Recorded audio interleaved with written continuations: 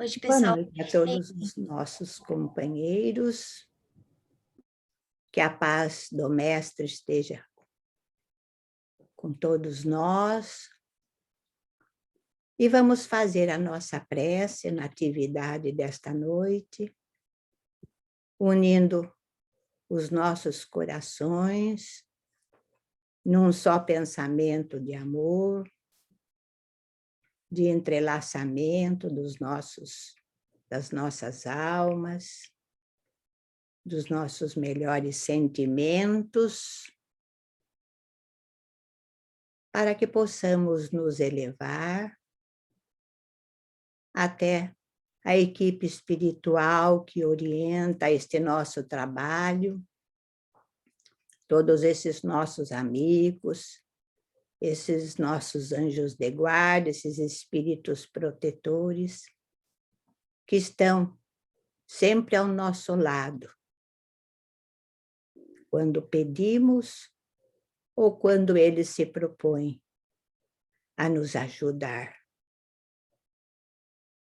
Que o Pai não desampara ninguém e que na noite de hoje as nossas palavras possam ser claras, trazendo entendimento para a nossa lição da noite. Que Jesus nos abençoe e nos proteja neste nosso trabalho. Graças a Deus e a Jesus.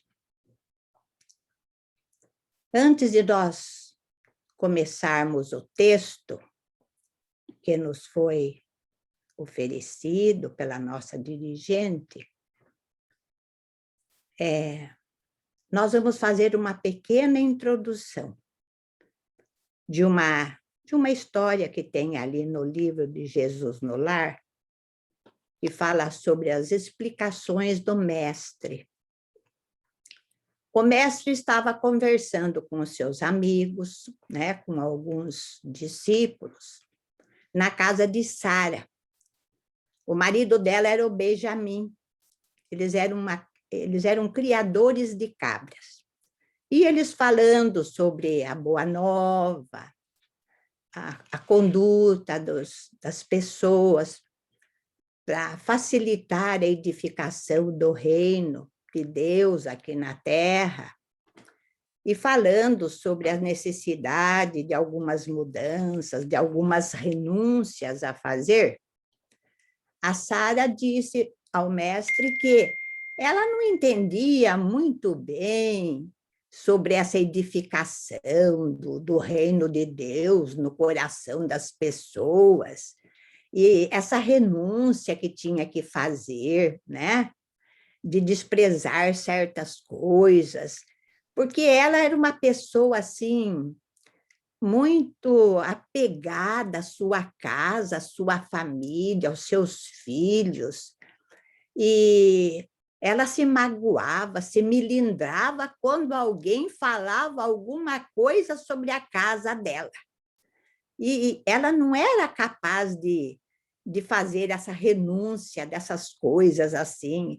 A vida dela era pautada no trabalho, na família, com os filhos. E ela se melindrava, ela se magoava quando falavam alguma coisa da família dela. Como era difícil isso para ela acreditar numa renúncia. Então, Jesus perguntou para ela assim: Sara, qual é a atividade principal aqui da sua casa? Então ela disse: olha, Senhor, nós criamos cabras, tiramos o leite dos animais, né? Aproveitamos, fazemos alguns produtos e vivemos disso. Então ele falou: muito bem. Então veja bem, Sara, e dessa atividade que vocês exercem, o que mais preocupa vocês? Ela falou: olha, é o seguinte, nós temos que tirar o leite dos animais e guardar nos vasilhames. Mas a maior preocupação nossa é lavar muito muito bem tirar todas as impurezas desses vasilhames. Porque senão, se ficar alguma impureza ali dentro, ao nós colocarmos o leite, né, ele vai se misturar com as impurezas e ele azeda. E nós perdemos o nosso trabalho. E daí Jesus falou, pois olha, a mesma coisa acontece com cada pessoa. Ela tem um vasilhame íntimo dentro dela, um vaso, um receptáculo. E todos esses ensinamentos que os profetas já nos trouxeram sobre o conhecimento de Deus, sobre o amor de Deus, tudo isso são conteúdos divinos que tem que entrar nesse vasilhame íntimo nosso. Então, nós precisamos tirar as impurezas, as sujidades que tem dentro desse nosso vaso íntimo, para que esse conteúdo celeste, divino, ele possa cair puro dentro desse receptáculo. E isso é que vai nos ajudar a construir dentro de nós esse reino divino. Então, nós temos que limpar, ir substituindo essas impurezas pelo conteúdo divino que ele está sendo colocado dentro de nós.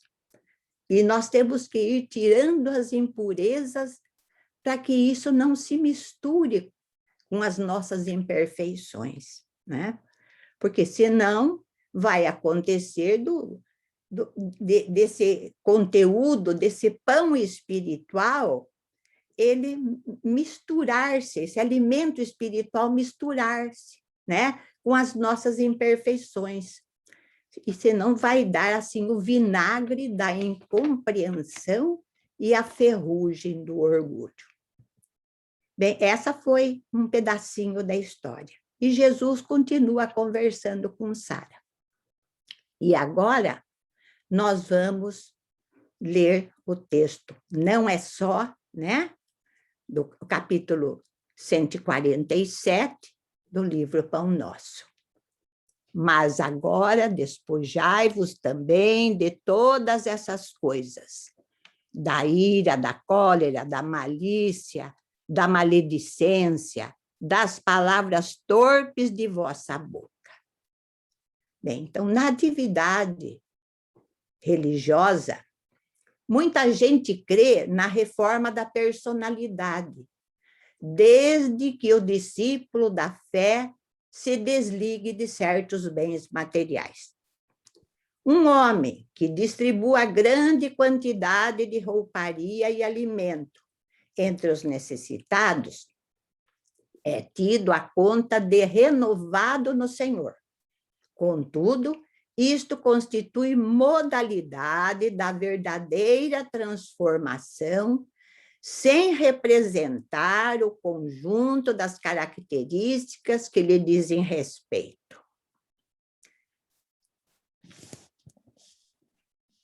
Há criaturas que se despojam de dinheiro em favor da beneficência, mas não cedem no terreno da opinião pessoal, no esforço sublime de renunciação. Enormes fileiras de aprendizes proclamam-se dispostas à prática do bem.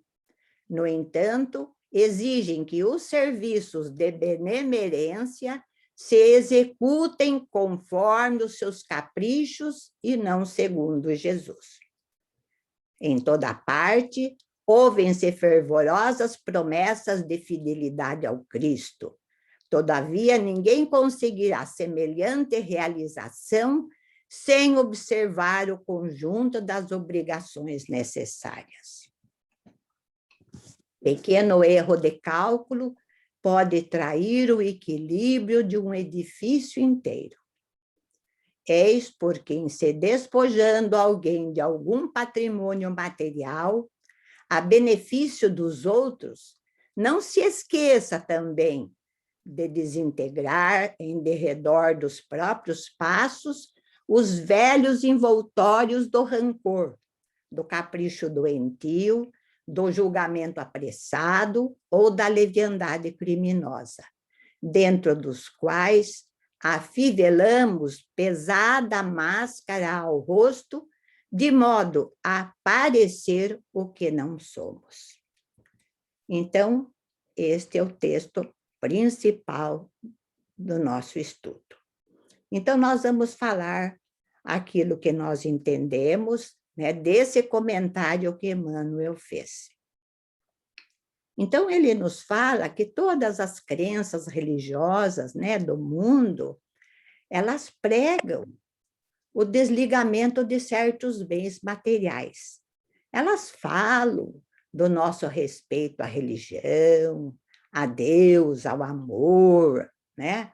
Falam que nós devemos ser caridosos, né?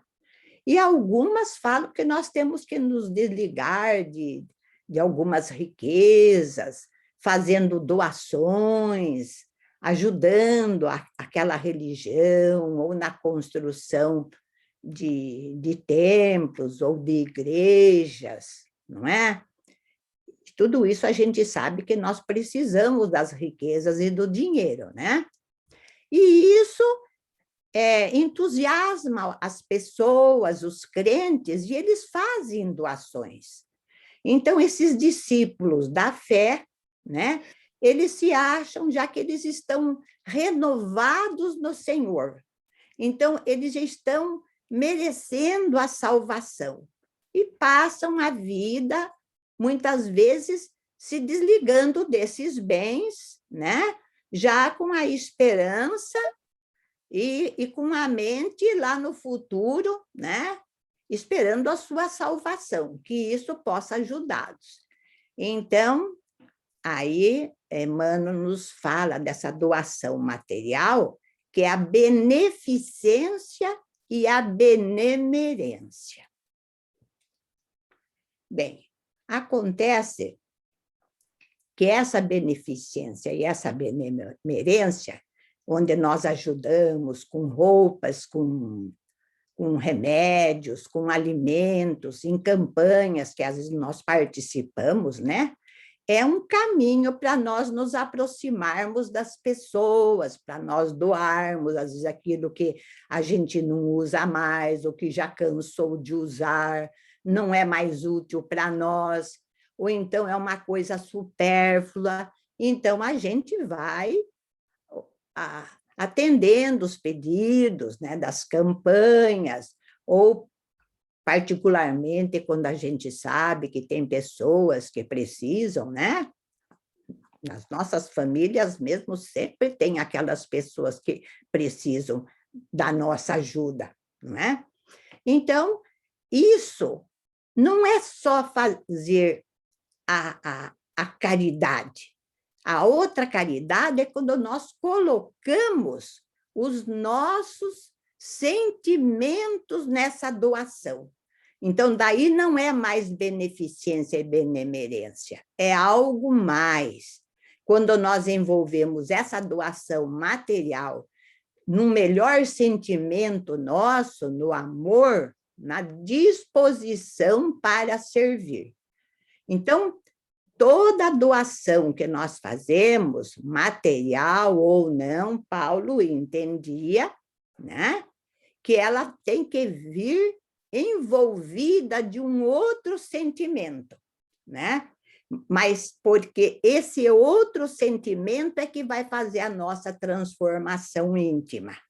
Então, nós vamos nos transformar, nós estaremos no caminho de uma salvação espiritual quando nós começamos a fazer essa transformação dentro de nós, trabalharmos com os nossos sentimentos, né? Então, nós temos que oferecer condições, né?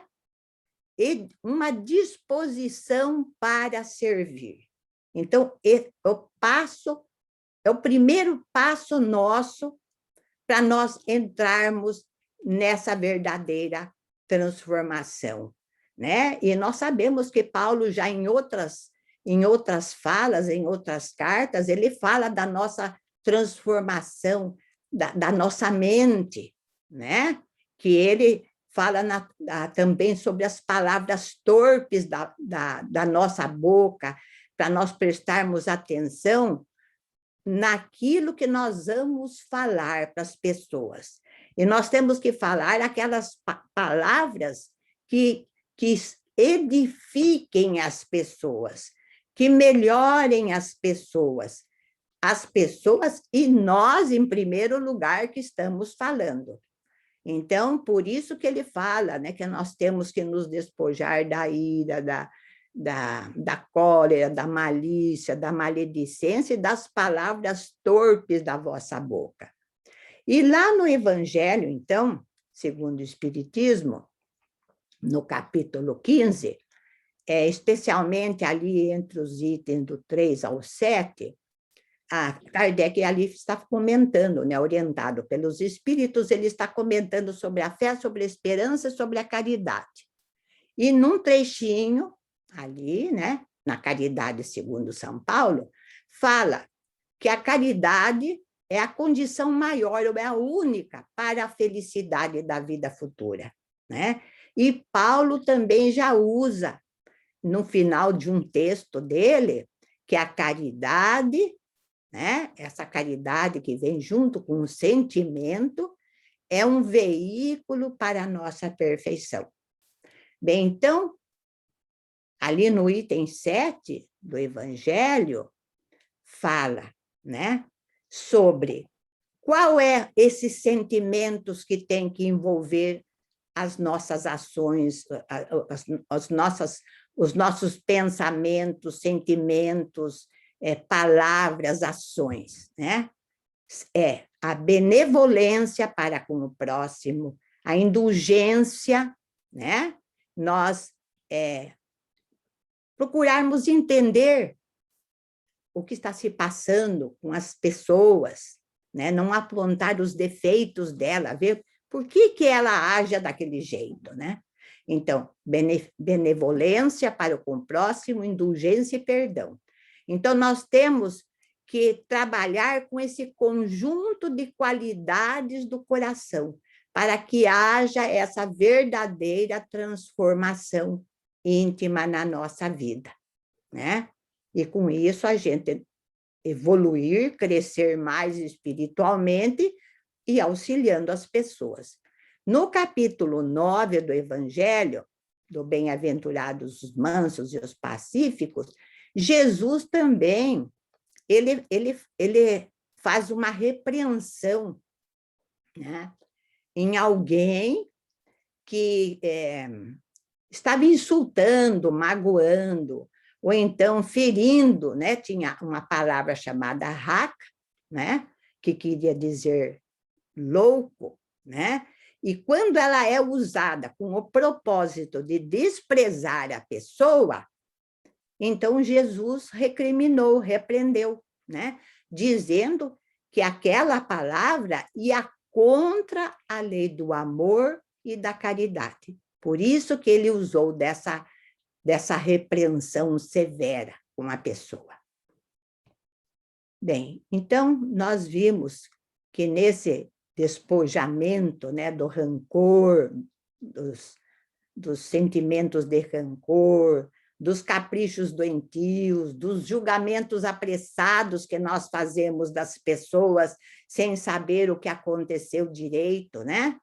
Então, é uma leviandade criminosa, porque, às vezes, uma coisa que a gente faça sem sentir, que nós já temos estudados nos nossos livros, né? Há pouco nós estudamos isso, leviandades que levam a consequências desastrosas, não é? Então, Paulo já entendia dessa renovação mental, a renovação da nossa mente, né? Que nós temos aprendido que tudo começa na nossa mente, no nosso campo mental. Então, aquilo que nós temos que ir eliminando essas impurezas, essas imperfeições, né? Nós temos que ir colocando, prestando atenção para colocar a disciplina,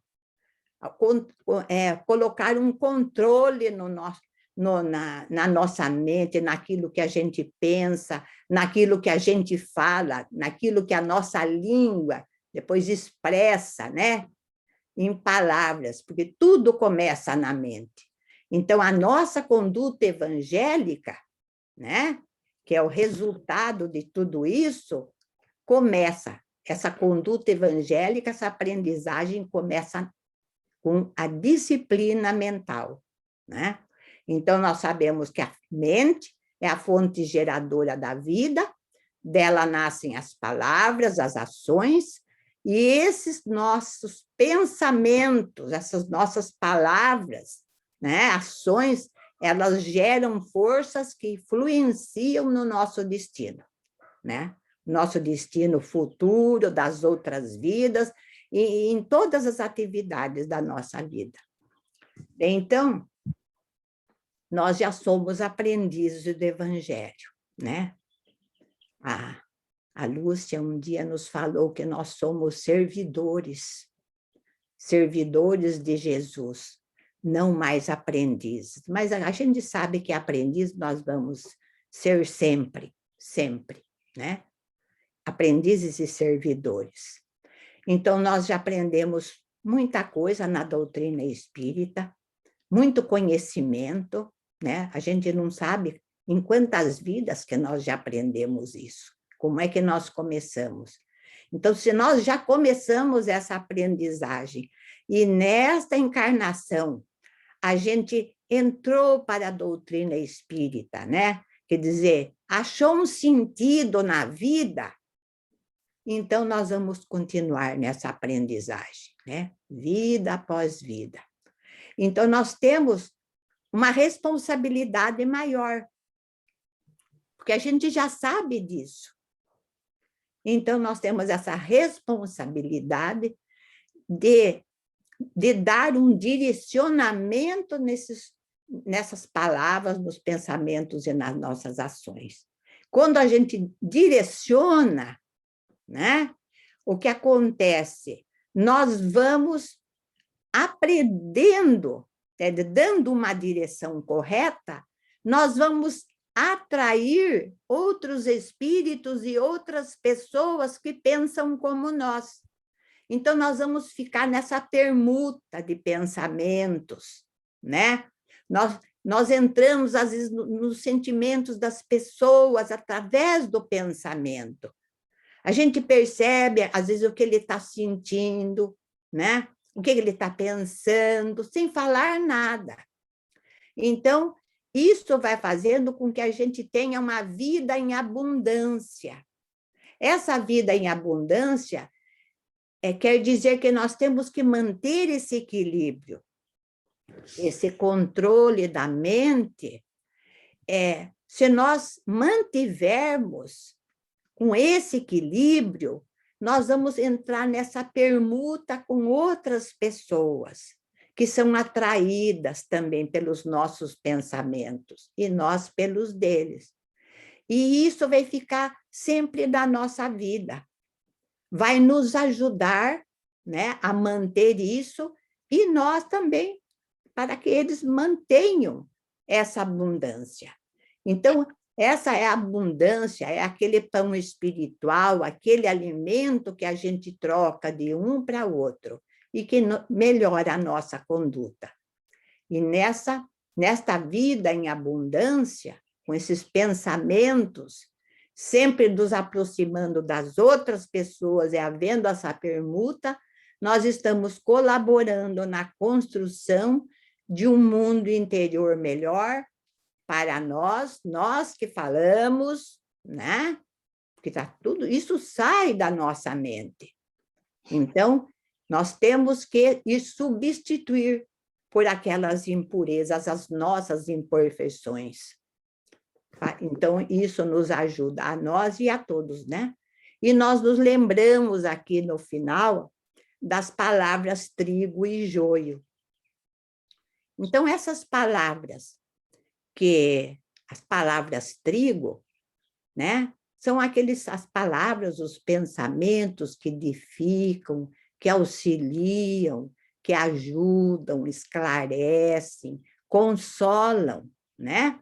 E as palavras joio são aquelas que ferem, que magoam, que menosprezam as pessoas, não edificam nada, não é? Então, vejam bem, o trigo e o joio, eles crescem juntos, né? E não são afastados. Eles crescem, por um tempo eles estão juntos, e quando chega na época da colheita, o trigo é colhido, é separado do joio, ele é colhido, né? Ele entra em outros subprodutos, é usado para o nosso consumo, né? Depois ele é replantado e multiplicado. É a vida em abundância, né? E as palavras joio, elas são atadas, queimadas e vão para o laboratório da natureza. E a natureza sabe, é sábia e sabe como usá-las. Então, este foi o que nós entendemos desse texto de Paulo. E agora, então, nós vamos para a prece final, nos colocando sentados, né, confortavelmente, adequados nas nossas cadeiras, nos nossos sofás. E vamos todos unindo os nossos melhores sentimentos, pacificando as nossas mentes, respirando fundo,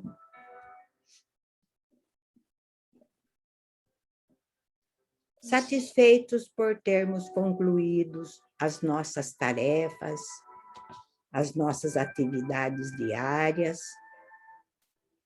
que estejamos com as nossas mentes, as nossas consciências tranquilas, e nessa união de pensamentos, de sentimentos, de amor, nós vamos vibrando pela paz na Terra.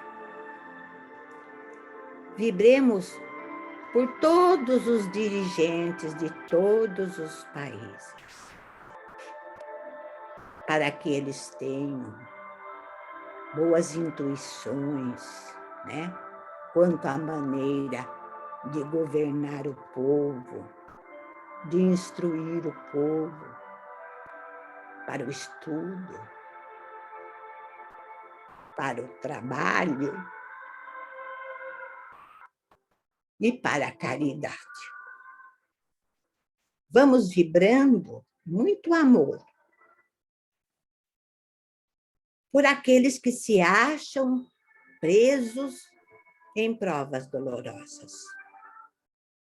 Vamos vibrando pela expansão do Evangelho nos corações de cada habitante do nosso planeta. Vamos vibrando pelos nossos companheiros de estudo, pelas nossas reuniões, pelos trabalhos profissionais, pelos nossos colegas, pela nossa vizinhança, a nossa família, nossos amigos, os menos amigos e por nós mesmos. Pedimos que a medicação necessária, o remédio espiritual, seja colocado nos copos, nas garrafas e nas jarras das casas. Que essas energias sejam bênçãos sobre os corpos e a alma. Que Jesus possa amparar o nosso esforço, possa sustentar a nossa coragem, a nossa esperança, a nossa fé. Que essas bênçãos recaiam sobre toda a humanidade sofredora, para que todos nós, todos os habitantes dessa terra, eles possam se tornar amigos da paz, do conhecimento, do equilíbrio e do perdão, semeando sobre a terra os divinos exemplos de Jesus Cristo. Pedimos a todos os benfeitores espirituais que nos acompanham nesse estudo, nessa atividade da noite, nessa reunião fraterna. Pedimos a licença para encerrar a nossa reunião,